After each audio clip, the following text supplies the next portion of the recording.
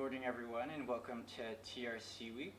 Today is our third day of TRC events at CapU Elder-in-Residence, and today we are actually on campus for our event with Elder-in-Residence Latash, Maurice Nahaney. He's been an Elder-in-Residence with the university for the past 8 years, and today he is going to be presenting and sharing his knowledge on Indigenous leadership and reconciliation. And I have Chris here from the CapU Students Union who is going to welcome Latash today. Okay, Elder Latash will invite you up to start today's session. Thank you so much for committing the time to be on campus with us today. Thank you very much.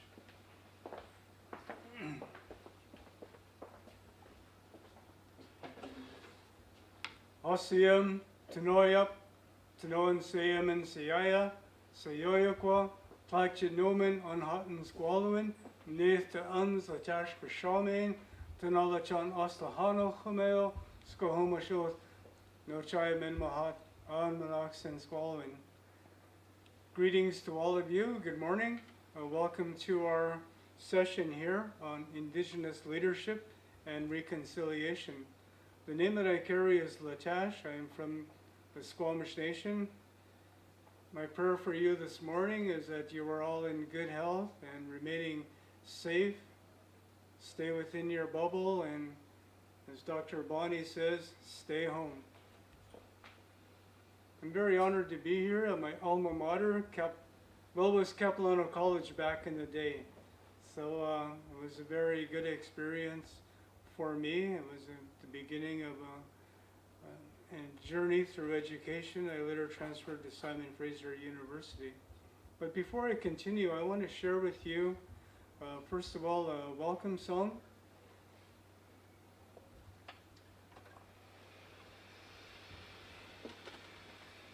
The song is called Hope, Hope, Chafe. It was sung by Chief Joe Capilano, for whom the university is named. It's a very great honor to have the name of one of our great leaders as also the name of this institution. Chief Joe Capilano went to London, England in 1906 to speak to the King of England about many of the many troubles that happened to our people. Our land was being taken away, our human rights were not being recognized, and a lot of our people were being violated by the colonial people. But first I'll sing this song called Hope, Hope, Chafe.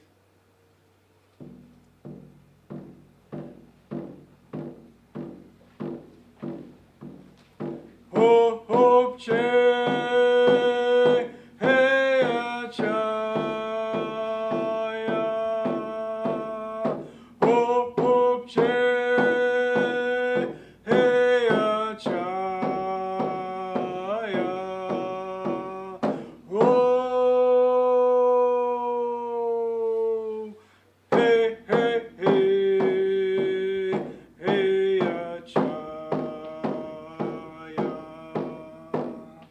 Oh, hope, chafe, hey, chaya. Oh, hope, chafe, hey, chaya. Oh, hey, hey, hey, hey, chaya. Oh, hope, chafe, hey, chaya. Oh, hope, chafe, hey, chaya. Oh, hey, hey, hey, hey, chaya. Osium, Hochka. Thank you.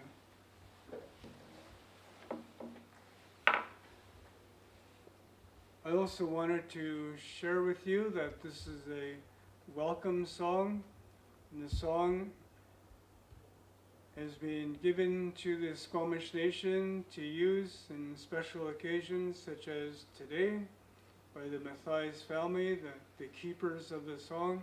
They've been very generous in sharing this song to be used in public. So we have many, many songs, hundreds of songs in our nation, and very few of them are allowed to be used in public. Families are it's a very personal treasure for each and every family, these songs. So when a family gives up a song to be used in a public way, we feel very honored that the family has the generosity, the good feelings in their heart to share this beautiful song with all people from all over the world. Today I want to talk to you about leadership. And for me and for many of my relatives, leadership begins at a very, very young age. After the time of 6 years old, young people are being trained for positions that they may occupy one day. They're getting ready to take over leadership roles within our community. For me, my journey began at a campfire near the mouth of the Capilano River. And there, chiefs and elders would come in and talk to us very early in the morning, just after the sunrise. We'd be sitting there. And, you can imagine as a young boy, maybe the attention wasn't always there. And so these stories tended to be repeated over and over again. And, eventually I gave them the attention that they deserved. One of the stories that I heard was about how at the beginning of the time the Creator placed all of the animals, the plants in the world, and they thrived for a long time. The animals had a chance to get to know the world and how they can live within that world. The last being to be placed in the world from our legends are the human beings. And the Creator looked down at the human beings that He placed in the world, and He felt good. But He also felt a heaviness in His heart as He saw all the people struggling to find food, to find shelter, all the things that they needed to live a good life. And so the Creator called upon the Thunderbird. Thunderbird, I want you to call everyone together. The Thunderbird is the most powerful of all our mythology beings, and the animals have a great deal of respect for our Thunderbird. So when the Thunderbird called out to everyone to come together, everyone stopped what they were doing, right away. You can imagine today, if you ask your child, or you might be asked to wash the dishes or clean the floor, you might say, well, I'm playing a game, or my friend is coming over. I've got lots to do, Mom. Well, all the animals, they didn't say that. They stopped what they were doing right away. They listened to the call of their leader, and their amount of respect. They knew that Thunderbird had something important to say because he'd actually asked everyone to come together. And he told the animals, the human beings, our new relatives, they're having a hard time in this world. We need to help them. So the Creator has called upon me to ask each and every one of you to share a gift, share some way that you can help the human beings so that they can live a good life in our world. The deer was the first to speak. He said, well, I'm too fast, I'm too strong, and humans could never catch me. But if they want food, I will stop and I will present myself and I will allow the human beings to take me for food. And the salmon did the same thing. He says, I've swum too fast in the river, they could never catch me. But every year, starting in the spring, I will return and offer some of my family for their food for the year. And so each of the animals shared a gift. So another lesson there is that each and every one of us has a gift to share with other people. We can be of service and of help to other people. So for me, listening to the stories over and over and over again, I learned the lessons of them, and I really kept them in my heart. I also want to share that, at the time I was growing up, it was just after the residential school had closed within our community. Our children had been captured as early as 4 years old, as in the case of my brother. He was taken at 4 years old, placed in a residential school, and he didn't go home until he was 8 years old. That's a very, very important time of our life. and he didn't have maybe the attachment towards family and parents as you would in normal everyday life when you're with your families and going through the experience of schools and education. So there's a great interruption. And as I said, that was an age when our young leaders would start to be trained in the ways of becoming a leader. So there's a big interruption there. So by 1906, we had already had experienced a residential school for 20 years, and it wasn't working. It would never work out for our people. So Chief Joe Capilano said, I will go to London, England. I will talk to the king and see if we can make things right for our people. I think that's a pretty gutsy move. You know, just a regular guy, you know, a working man, worked in longshoring, was raising his family, and there he was going on the international stage to talk to a sovereign of another country about the plight of his England. I think it's a very gutsy and very bold move for, I think, anyone to do. But he went there, and apparently, you don't just go up to Buckingham Palace and knock on the door and say, hey, king, you know, I got some words to say with you. And so he kept getting rebuffed. They didn't allow him in there right away. And he spent about 3 months in London, England. Most days just walking around and passing time, trying to figure out how do I get into Buckingham Palace. Well, one day he was walking down the street and someone said, hey, Joe. He looks around and says, Harry, how are you doing? He says, well, what are you doing here, Joe? Well, I'm going to go see the King of England, but he won't see me. And Harry said, well, that's pretty tough. That's not easy to do. But I will find out the protocol for you, and maybe you'll get an audience with the king. And so after several months, he did get to see the king. He was given 15 minutes. And he went and he told the king of many of his concerns. And, you know, there were a lot of benefits to a city growing up and growing around Squamish Nation territory. There were some opportunities for a give and take.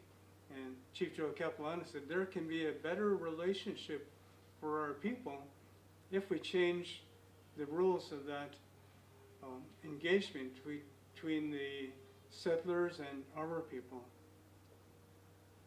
Well, here I'm going home. You know, but another thing, just a side note to that. So he's walking around London, England, and this lady says hi to him. And she says, you're native, obviously. And he says, I'm native too. He says, really? And she says, well, my name is Pauline Johnson. How are you? He says, my name is Joe Capilano. And there struck a friendship between these two people. So just in context, from what I've read, Pauline Johnson was like the Madonna of her time. She was an amazing performer. She played to sold-out audiences in Europe, in the United States, and Canada. She was a poet. She would recite her poetry and, you know, just mesmerize audience. She was very, very famous, but it was also near the end of her career, and she was thinking about retiring anyways. And so after their meeting with Chief Joe Capilano, she decided to move to Vancouver.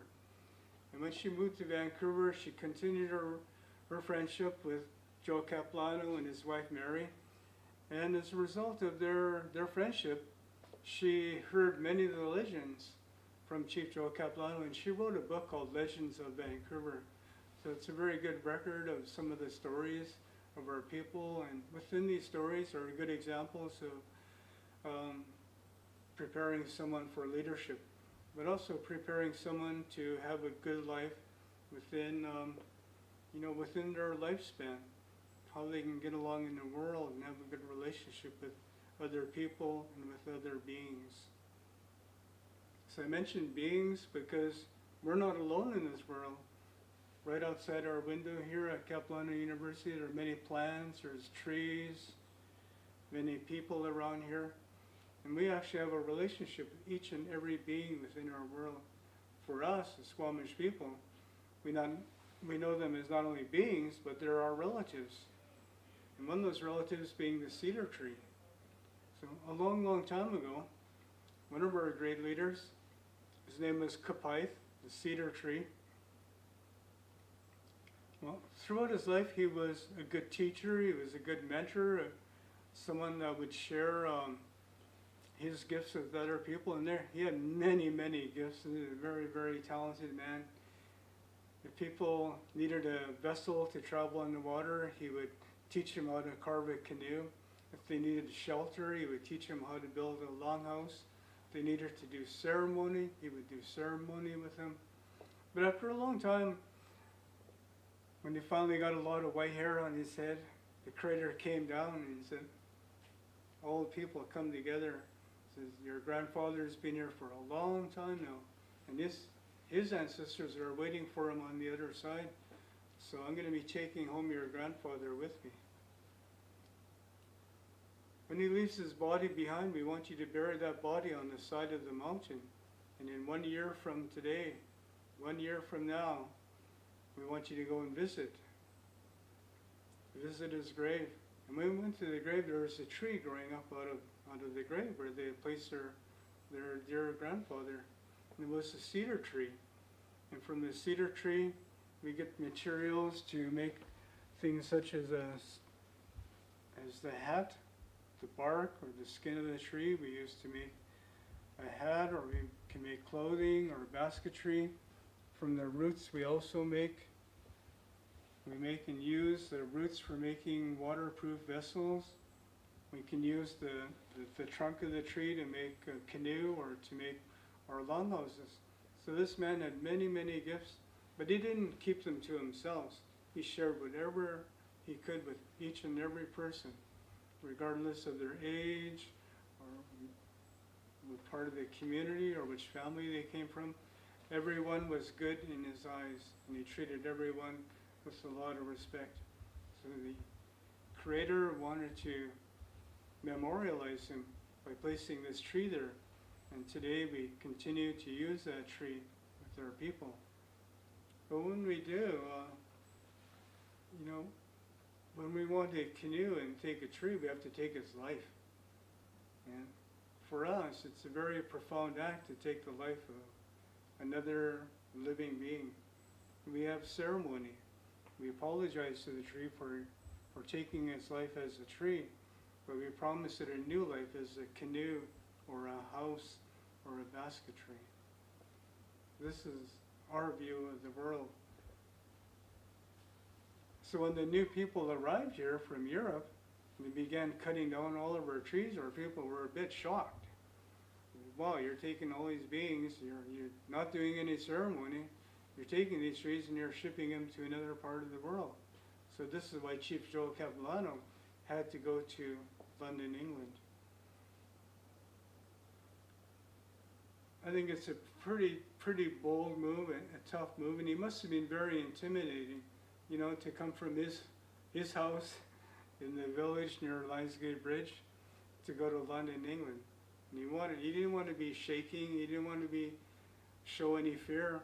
And so he sang that song, and what he was doing, he was what we call cleansing the floor, cleaning the path in front of us so that we can walk through there safely and feel confident that the Creator is protecting him. The Creator will give him the strength to say the good words that he needed to say. I want to talk now a little bit about some relatives of my wife. We told you about my uncle, Chief Joe Capulano. I want to talk a little bit about my wife's uncles, and they are over here. We have Uncle Frank Alder, Chief Frank Alder, Uncle James Gosnell, Chief James Gosnell. When I was growing up, I knew a lot of great leaders in my community, but I didn't say, Chief Joe Matthias, how are you doing today? I would say, Uncle, how are you? For us, uncle is a term of endearment, but it's also a term of respect. It's one of the highest terms of respect that we can give to another human being, especially older people that have been here for a while, for sure a lot wiser than we are today. just definitely people that have demonstrated leadership, demonstrated generosity, demonstrating compassion for other people. So, like many people, the Nisga'a people were taken from their homes and sent to residential schools. Well, Uncle Frank is a person that I got to know over many, many years. And he would tell me a lot of stories. And, you know, I always knew that if you're going to visit with Uncle Frank, make sure you have time for a meal. Maybe a cup of tea, because you're going to be there for a little while. But one story that he shared with me was one day his dad called the family together, and they took Frank Calder and actually put him on top of the table. And he said, this boy is going to go to a residential school. He's going to learn how to write in the language of the English people. He's going to learn to speak like them. He's going to learn how to walk through life just like the settlers do. He's going to learn a lot. And you go there, Frank, and you learn, and you be a good student. But when you come back home, don't speak any more English when you come fishing with me on my fishing boat. You'll not speak any English when you're on there. You are only to speak Niska, and I will teach you.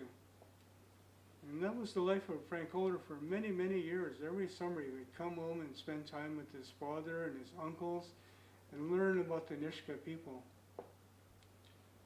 And through this training, Frank Calder became one of the greatest leaders in the history of the Nisga'a people. He led them to having a treaty with Canada. It took over 100 years for the Nisga'a people to achieve getting a treaty. It took a lot of persistence, a lot of sacrifice, just doggedness, just sticking to the task. And Frank did that for us. He led us to the treaty. When he retired, his cousin, Chief James Gosnell became the next leader of the Nisga'a people, and he actually brought them to the treaty. And I really loved Uncle James. He was very clear. You know, I've studied marketing, I've studied branding, graphic art. But his most famous line was, "We own the land, lock, stock, and barrel." It's about the most clearest, concise thing of, what are you after, James? I'm after our land, lock, stock, and barrel. It's interesting, you know, I've studied speech making, and they say things in threes. No matter what the topic is, say things in threes. And he had this gift, this oratory that allowed him to use a lot of the tools of the English language to get across his point. Lock, stock, and barrel. Very, very clear. It talks about the land, it talks about subsurface rights, it talks about our rights above the land. It's all there in a very clear statement. And I think that when you have that type of clear statement, other people can understand that. They can relate to what you are saying. So, whatever we try to achieve in life, you know, really, really think it through. You know, debate it among your peers, your friends, your colleagues. Debate it. Work it out. Come up with a very concise statement as to what you are trying to achieve. The Nisga'a were able to do that, and they were able to attain a treaty. It was the first treaty signed in British Columbia in over 100 years. There are other treaties, but the Nisga'a were the first in the contemporary times. The treaty was signed in the year 2000, so they're 20 years into their treaty. It's quite a remarkable achievement. When the Squamish people, my tribe, when we look at that treaty and we looked at other treaties that were starting to be negotiated around the province, we said, no way. We're not going to enter into this process.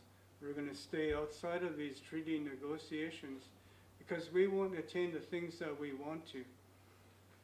What the federal government did is, well, you can have a treaty process as long as you play by our rules. And that's never a good way to enter any kind of negotiation. When you got to play by someone else's rules and you got to be in their home court, it's just not going to work out to the way that you may want to. You may not achieve the things that you would like to achieve. So there's a big difference there in leadership and things that we want to attain. I'd like to turn attention to the year 2010, the Vancouver Winter Olympics and Para-Olympic Games. Well, this had been going on, negotiation had been going on for about 8 years, and more or less Canada wanted the Indigenous people on side. And the Indigenous people said across the country, yeah, we'd like to be part of the Olympic Games. This is a remarkable event. It's worldwide. Maybe our young people will have a chance to compete, or maybe we'll be involved in the games somehow. So we actually had gone to Torino, Italy, where the Olympic Games are held in 2006, I believe. Yeah, 2006. And, you know, everybody's really celebrating. They're in a good mood. Olympic Games had happened. When we came back to Vancouver, the government says, well, do you still want to be on board with us and be part of the Olympic Games experience with us? And they said, well, sure, but what does that involve? What do you mean by us being involved? So the federal government said, well, you can sing and dance. When we do the opening ceremonies, you know, beat your drums, do your dance, that'll be it. And then our chief said, well, no, we're not going to do that. But we anticipated your answer. We anticipated the type of participation that you would allow us. So we're filing this writ in court tomorrow. Tomorrow morning we'll be at the courthouse to deliver this writ. It was a 400-page document listing a number of issues that they needed to have worked out in advance of the Olympic Games taking place in Vancouver. So the federal government said, well, wait a minute. Let's think about this some more. So it resulted in our people having a different type of relationship in terms of the Olympic Games. Concessions had to be made because our chiefs realized one of the main focus of the Olympic Games is money. And it always seems to be that way in modern life. But this is about money. So you want to keep the money, but you don't want to give us anything. So we think we should get something. And if we do, we'll be glad to take part. With that writ, if that writ had been filed in court, the 2010 Olympic Games in Vancouver would not have happened. It would have been tied up in court cases for years and years and years, and nothing would have happened. Sometimes you have to take advantage of a situation and an opportunity in life and figure out how to get your opportunity for this. And that can be done in many, many ways. One of the leaders that I look at and that I admire, and I think most people would agree, is the leadership of Dr. Martin Luther King. You know, he had a cause. He had a belief that there should be social justice within the United States. There should be racial equalities. He's a very, very determined person. One of my favorite lines, though, is he said, "I have been to the top of the mountain. I have looked over into the valley, and I have seen the promised land. It is good, but I may not get there with you. But I am here to provide opportunity that you can go on with the struggle so that my children, my grandchildren will see the promised land." was a very, very powerful and moving speech. He was assassinated the next day. So he didn't live to see the promised land, but he certainly pointed the way in many, many ways. He was a great leader. You know, it's not the easiest thing to try to bring about social equality. He was involved in marches. He led his people in demonstration. Often his people were injured by the police, by the state, putting violence against the black people of the United States. It's taken a long time, but they've achieved a lot of things. They brought about the right to vote, for example, for the black people in the United States. The United States has seemed to have this persistence. All men are created equal, except. So we've been working on these exceptions for a long time.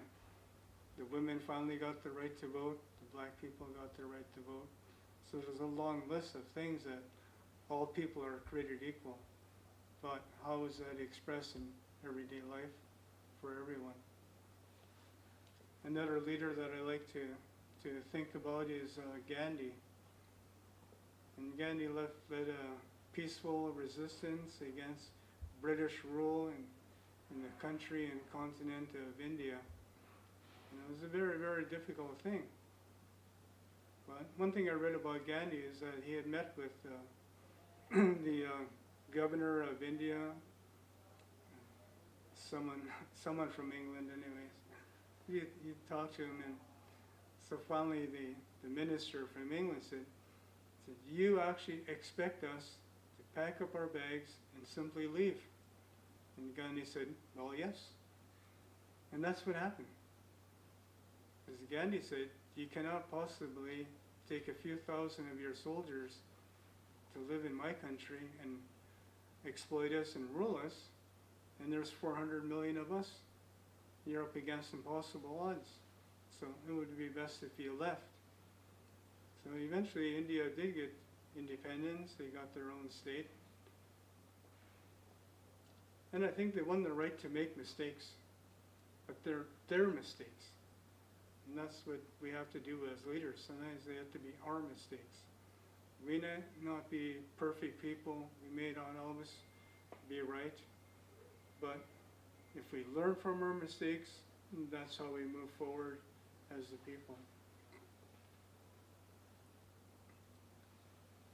I was just wondering, maybe this might be a good time to open up the floor for maybe questions from our relatives here, or our virtual relatives. Yeah, so I'll watch on the YouTube chat if there's any questions. Absolutely welcome any questions from people here. I do have a question, and it's actually something that you shared with me before that I'm wondering if you could share with everybody watching. And I think how the question came up is worth sharing as well. We are on the traditional territory of your people, the Squamish people, the Tsleil-Waututh people, the Musqueam people, here in Vancouver. And I came across an article about a year or two ago called Erasing Indigeneity in Vancouver, where they outlined the removal of your people from the different territories in village sites in Stanley Park, across in Kitsilano. And for the first time, I knew someone who had a direct connection, because as we were looking at it, you were showing me where your grandfather's house was. Mm-hmm. And but the part that I'm wondering if you could share about Indigenous leadership was, you mentioned a relative. I'm not sure if it was an uncle or a grandfather that was involved with the labor or the union movement. Mm-hmm. And if you could just share some words about them. Sure, thank you, Joel. Yeah, so our friend Joel is referring to one of our great leaders whose name was, my grandfather actually, his name was Joe Nahaney. And he worked as an engineer in the longshoring. He was in charge of fixing and repairing engines for ships. Well, there were many, many of our people, especially our men working as longshoremen. You know, it was among the few occupations that we could actually obtain. But the thing is, the issue for my grandfather was that white men were paid one rate and Native people were paid a less rate. The same work, but for less pay. And he formed a union. But his first strike came when he was about 15 years old, a personal strike. So he'd been working, and he was training as an engineer and becoming a millwright on the waterfront. And the man that was his mentor suddenly died. No apparent reason, but just an accident of life. And so the owner of the company came to my grandfather and said, Joe, can you do the work that that man before you did? And my grandfather was very honest, and he said, yes, I can do everything. He taught me everything about engines, and I can do this work. He says, well, that's great. You can have this job. And Joe said, well, that's good, but how much do I get paid? He said, well, you get paid the same as you do now. And Joe said, well, I quit. He turned around and he left. And 2 weeks later, the same owner of the company came back to Joe and said, well, if you still would like to work for us, you can be paid the rate that the man before you got paid. So you achieve equal pay for doing the same work as other people did. But many, many of our people were not getting paid a fair rate. So they formed a union, they formed a strike, and they eventually got equal pay, they got benefits, and they got the pension for people. So it's almost like impossible odds. And it just reminds me of what was it like to be an Indigenous leader 100 years ago. Well, I compare it to this: having your hands tied behind your back, shackles binding your legs together, you're blindfolded, and you're told to roll a rock up a hill. Almost impossible. The government put so many obstacles. They didn't allow our people to gather and meet to talk about their rights and their ownership of the land. They took our children away, and it was like, I compare that to being kidnapped and placed away from your family. When you control the child, you control the parent. It must have been a lonely place. When my children were young, and I had to, I was traveling a lot in those days. I would sometimes travel to Ontario, to Ottawa, or Toronto. You know, to leave my children for a few days was a big hardship for me. I thought about them all the time. I was lonely for them. So I couldn't imagine that, having your child taken away from you for several years. And you might not even know that child when they came back to your home, and they may not know who you are. And you got to learn how to be a family again. So Indigenous leadership is a very difficult time. But our people found ways around it. And that's the interesting thing about rules, is there's usually a way around a rule. You can call it a loophole or whatever term you want to call it. So our people were not allowed to gather, as I said, for political reasons. So they formed a church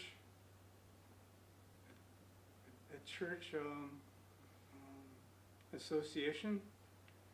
And so they would gather and have rallies, evangelical type of gatherings. And the Indian agent, who was in charge of all the natives of BC, would attend some of these gatherings. And he would listen to all the preachings, and they were really good orders. And but eventually the Indian agent would get bored and go home, and then a real meeting would start. And the chiefs would gather together and talk about land claims, rights. They would talk about strategies on how to achieve something. It was very ingenious the way they did it. And they also formed this other organization called the Native Brotherhood of BC, which was basically a union for native fishermen so they could be paid equally for their fish as were the non-native fishermen. So there were a lot of issues they had to fight and debate about. So when they would gather, the same thing.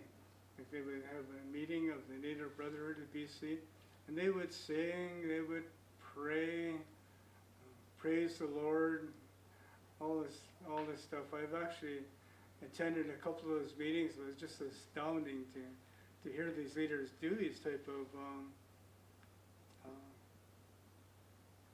what do they call them? Barnstorm preaching, evangelical. It's a really interesting type of oratory if you ever get to hear that. Maybe watch Billy Graham or someone like that. It's really interesting. But then they would also talk about their political beliefs and political rights to share their ideas. Yeah. Thank you, Joel. Any other questions? I have another one. Sure. My question is, we're talking about Indigenous leadership, and we have one of the leaders here from Capilano Students Union. I was wondering if you could contrast any differences in, like, what's the difference between Indigenous leadership and, say, Western leadership styles?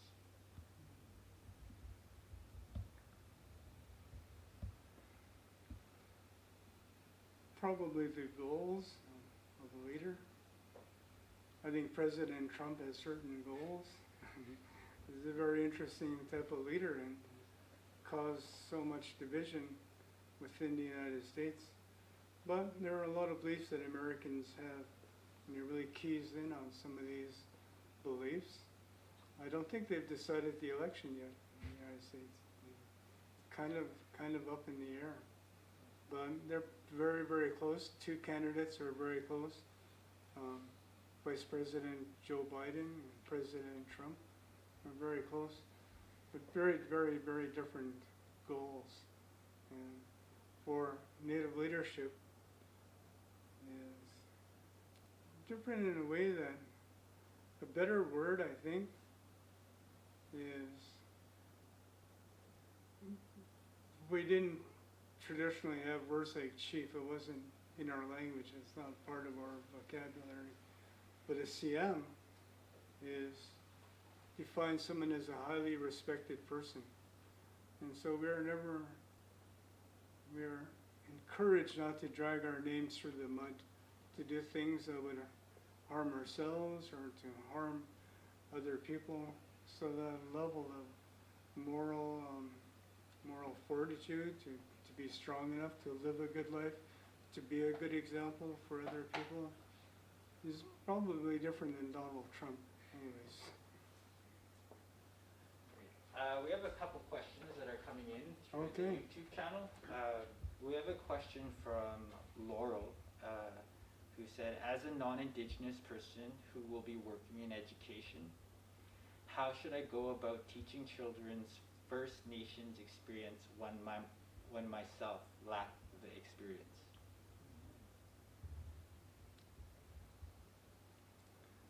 I've worked in the public school system for over 20 years now, and I think that you can learn a certain amount from books and be able to teach that to someone, but I think that should be balanced by bringing in Aboriginal people to talk about certain issues that you want to address to the classroom. Some of it could be history. Our telling history is going to be different than a professor from the university.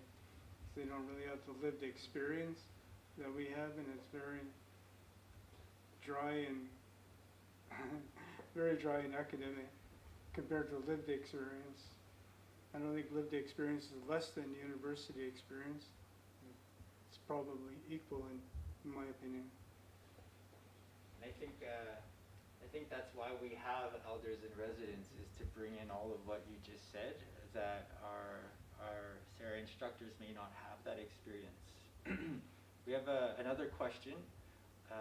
Elder Latash, as a descendant of colonialists, what is the most important and effective thing I could do to participate respectively?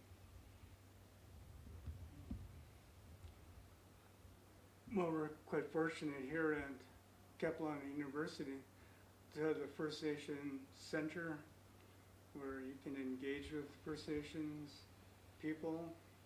You come and talk to the leadership here at the CapU University First Nations Center and arrange for guest speakers or opportunities. Unfortunately, I think that's a big challenge right now in COVID times. I'm not sure how you would do that, but events like Reconciliation Week are a good way to learn some of the topics. There's a lot of good books and studies nowadays, a lot of written material that's available. One of my big takeaways from university is read many sources. Yeah, don't read just one book. Great. I want to open it up to anyone here who may want to ask a question, and if not, we'll pass it back on to Latash. I do have a question. I think right now in particular there's a greater public consciousness of the need to work toward reconciliation with Indigenous folks, but I'm also thinking about Black folks, people of color. In terms of reconciliation, we hear a lot that Indigenous folks are really tired of putting in the emotional labor, especially unpaid emotional labor, to educate members of the campus community, their friends, their family. Knowing that, I guess, what advice might you have for those folks who, they think that the right thing to do is to consult on every possible question, to engage on every possible question that they might have, and being almost frozen before making progress because they feel that they need to ask an Indigenous person every step of the way, but we also know that Indigenous folks are overburdened with that. Maybe that's not a very clear question, I'm sorry. But I guess what advice would you have for those folks who want to have that dialogue, but where there's the worry that there may not be capacity with the Indigenous folks on campus to be able to engage in every single one of those requests for dialogue? How can we navigate that respectfully? That's great, though. Thank you, Chris. The Indigenous people of Canada are not alone in our experience. The Indigenous people of America probably have it worse, if it's possible to have it worse. The Indigenous people of New Zealand, Australia. So there are experiences all around the world.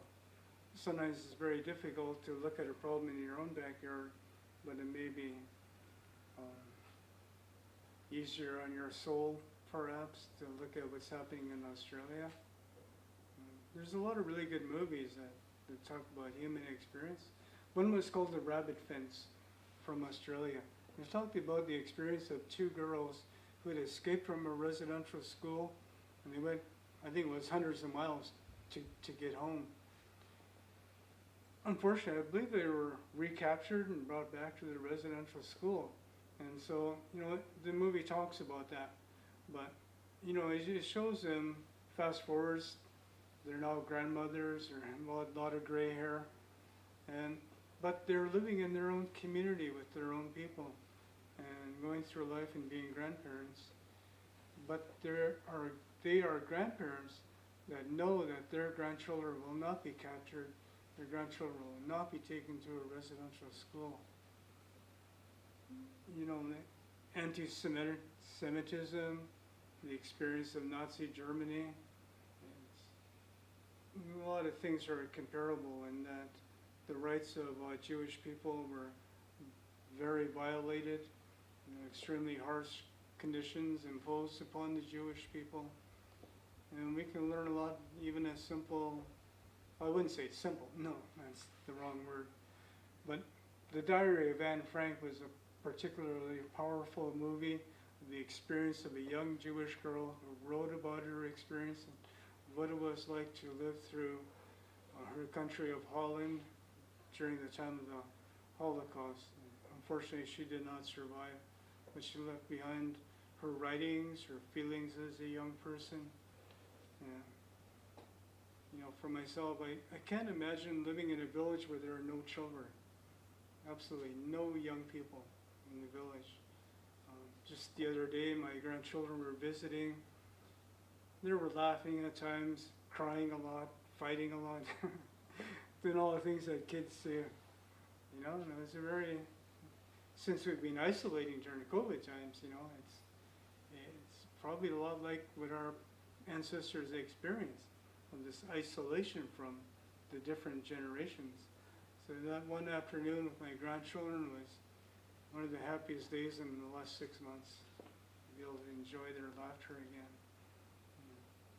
If people can relate to that experience, I think that would help people to ensure that certain conditions don't exist in Canada ever again in the future for anyone.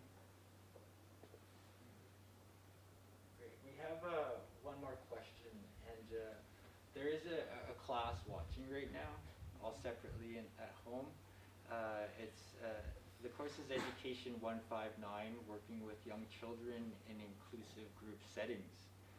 And I'm not sure if it's one of the students or the instructor who is asking, I wonder, how do you see Indigenous leadership in solidarity with other groups that experience oppression in this colonial nation as the Black community and racialized community in general?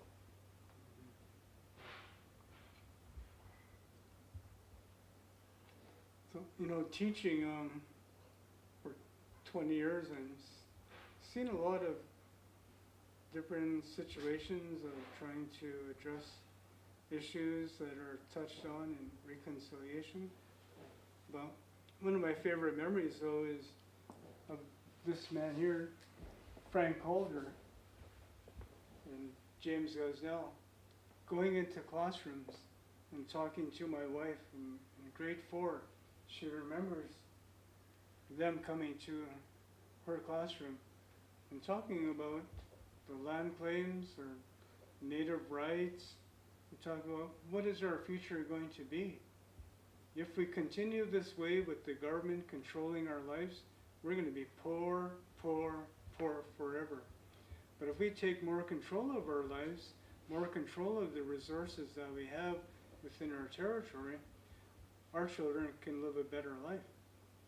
They can have jobs, they can work, they can have better homes, they can have running water, and that's really what this struggle is about, is having a life comparable to anyone else in Canada. Any other questions? We can move forward. And it's in terms of time, it's 11:15, so we have about 15 minutes. Okay. I would like to talk a little bit about this gentleman here. His name is Chief Dan George, one of our greatest leaders for Coast Salish people. He lived in Deep Cove, very close by, but he's also like an international superstar.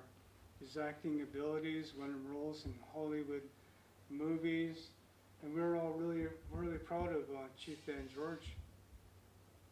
But in 1967, the centennial year of Canada's Confederation, they asked Chief Dan George to come to what was then called Empire Stadium, but the big arena in Vancouver. Anyways, there would be 30,000 people in the audience, nationally televised. And they said, Chief, can you come and share a few words and congratulate Canada for Canada being Canada? So Dan George said, well, yeah, I could do that. I'll come and sing a song and I'll talk. And he thought about this a lot and gave a lot of thought to this. And, you know, just in brief, what he said, oh, Canada, how long has it been? 100 years? 100 years. Well, our people have been here for thousands of years. In the last 100 years, what do I, as a Native person, have to celebrate? Shall I celebrate that my forest has been cut down, the salmon are being depleted? When I try to be a leader, you take away my powers to govern my people so that I can no longer respect myself. My people cannot respect me. So, oh Canada, what shall I celebrate with you? Tell me, what should I celebrate? He says, well, let's look at it this way instead. Give our people education. Give us education, that we can go to universities. We can become the lawyers, the architects, the doctors, the nurses. All those jobs we can attain by having a higher education. And if you do that, Canada, we will grow together. We will become among the proudest segments of Canadian society. It was a brilliant speech. It was like Dr. Martin Luther King. It was so moving to me when I heard those words and watching our Uncle Dan George, national TV for a large live audience, to have the courage to just spell it out, be very clear about what was wrong and what we could do together to make things right in Canada. He's a very, very powerful leader in my opinion. And a real rock hero too. He had a rock and roll band back in the day. And he was Mr. Cool, an actor, a rock star. I was really honored to meet him. And, you know, I grew up knowing him as a famous person. So one day I'm walking through the village, and Dan George just had me walking towards me, and I'm walking towards him, and I felt like going on a trail and getting off the path, and I was scared to meet him. He was just such a great person, and I felt very small in his presence. But he said, no, I should say hi to Uncle. He's already seen me, he knows who I am. So I went over, and before I could say hello to him, he said, hi Morris, how are you doing? He grabbed my hand, he shook my hand really hard. He said, how are you doing? I said, well, Uncle, I'm doing okay. I'm going to school and working hard. He says, well, that's good. You stay in the school and work as hard as you can. Because you have the gift of learning. Not everybody has that gift that you have. I've heard about you. You keep going. So, you know, I was lucky. I always had mentors. I always had mentors like him in my life. You know, I always kept going.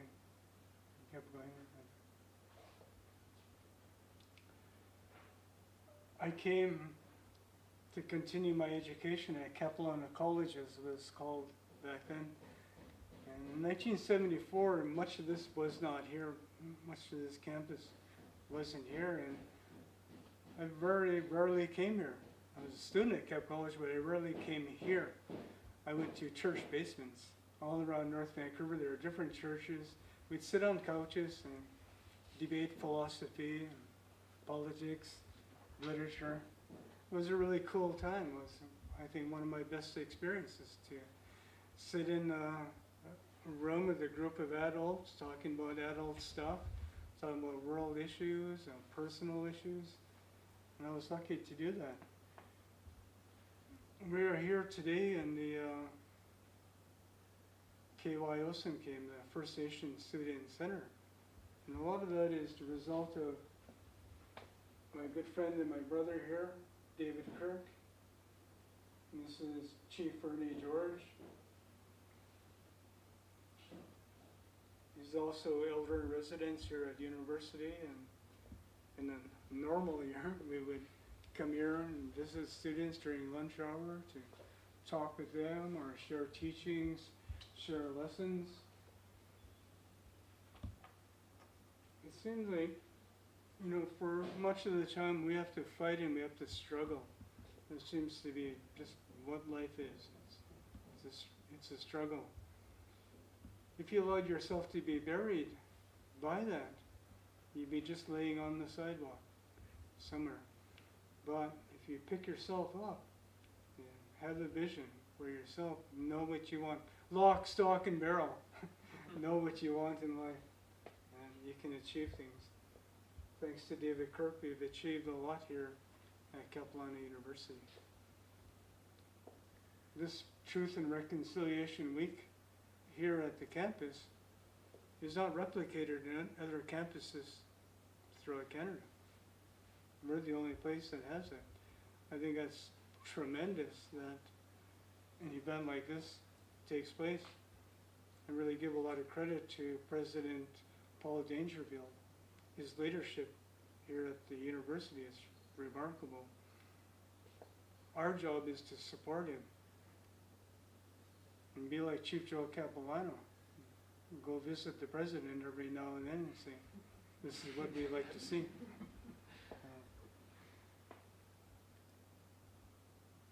One thing I really like about Paul is he is approachable. I see him on campus. I feel free to go up and talk to him. And so, yeah, get to know your president. He's here for you. He believes in you.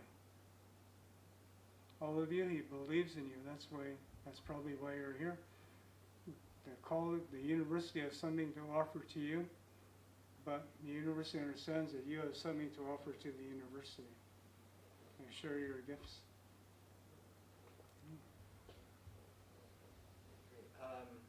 So I had brought up some pendant paddles that we would like to give to our most recent Indigenous graduates from this past June's convocation. And I was wondering if you can share some words for our graduates. Sure. So just the gifts that are mentioned.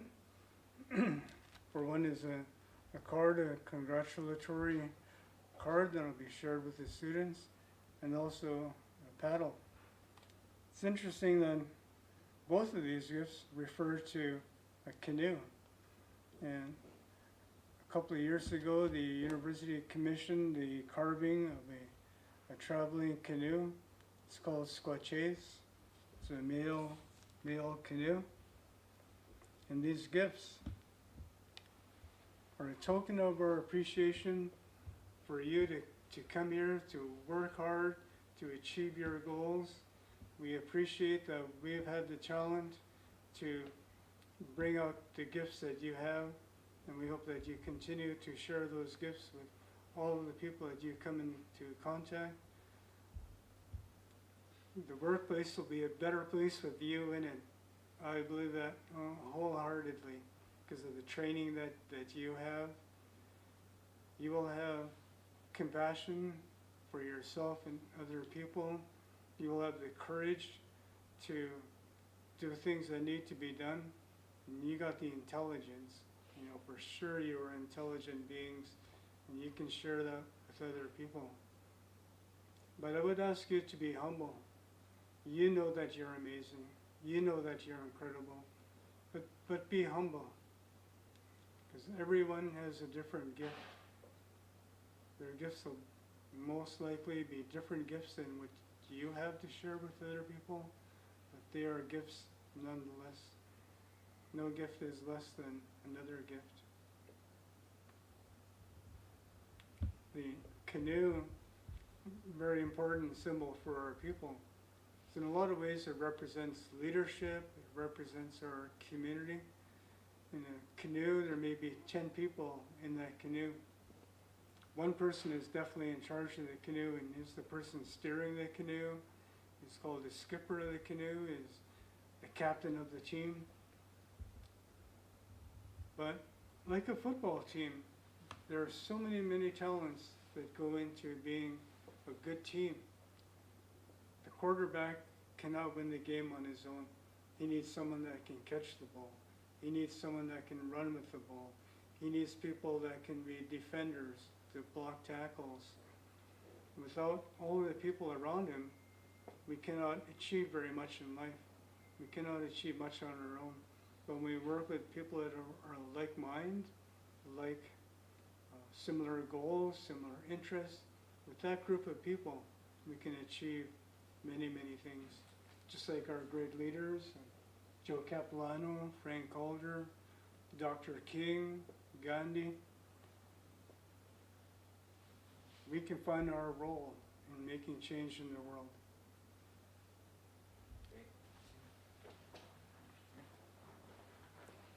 Yes, and just to wrap things up, I want to raise my hands to you, Elder Latash, for taking your time today to share your words and your teachings with a few people here, but all of those watching online.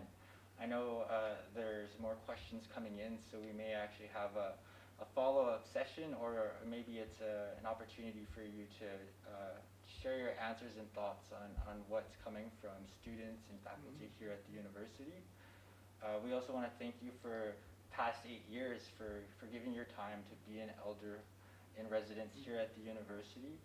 I know being with CapU for the past 4 years, moving from a different territory, from my Cree territory over to here, it's been, I don't even know how to describe it, to have a connection that grounds me, because I can feel quite disconnected not living on my territory. And to be able to have you and this space, Keweosamaya-Kane, is just a great opportunity. So I want to say thank you. Thank you, Joel, and thank you for all attending, and those in virtual end, have a good day. Thank you.